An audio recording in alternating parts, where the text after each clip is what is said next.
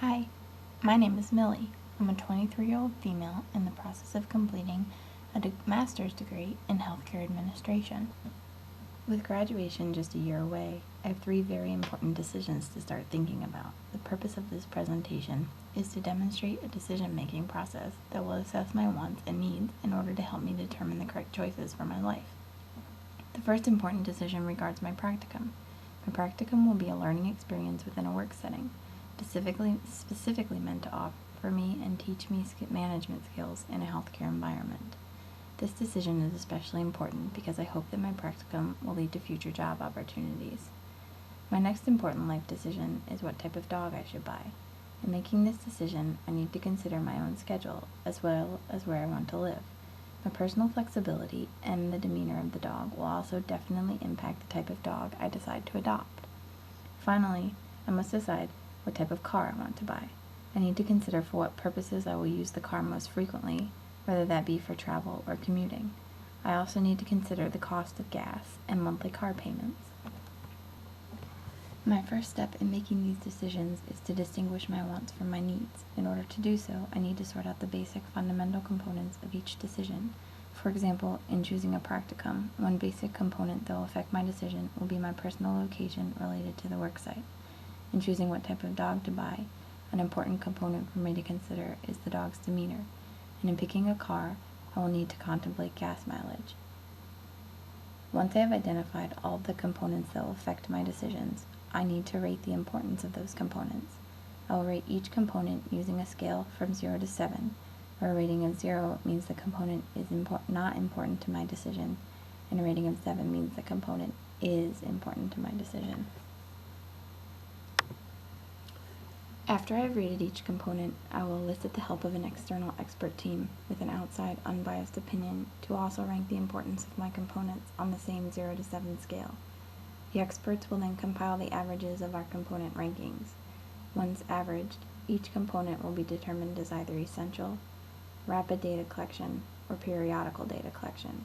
I will define these in just a few minutes. These distinctions will determine which components I will actually use to make my decisions. This results chart shows that myself and the external experts each assigned every component a value between 0, least important, and 7, most important, based on how highly each of us believes the attribute should affect the overall decision.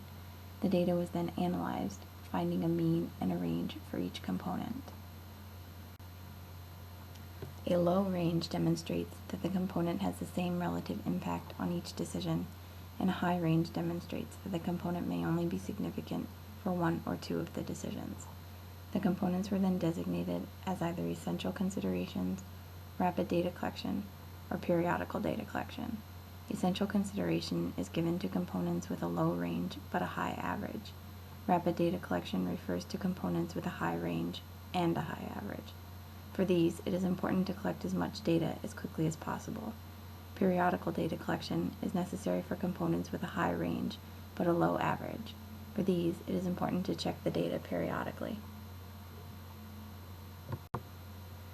We found that my location and my future are essential components, meaning that both myself and the external experts agree that my future and my location are very important to my 3 upcoming life decisions. Cost is a rapid data collection component, also showing that the experts and I find cost essential in my upcoming decisions.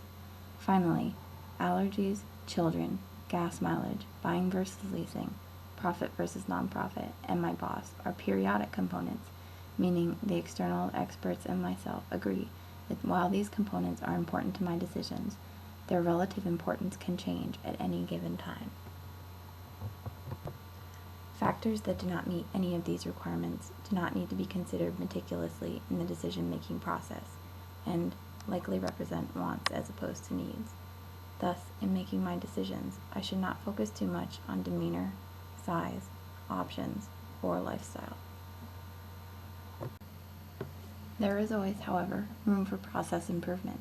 The external experts and I worked very well together, and our rankings from least important to most important were very easy to utilize. However, the opinions of more than 2 people give a better representation of what components are most important to my decisions. In addition, repeating the process multiple times would reduce the likelihood of errors and result in a more refined outcomes. Overall, the process helps to distinguish what components I should or should not seriously consider in choosing a practicum, adopting a dog, and buying a car. Thank you.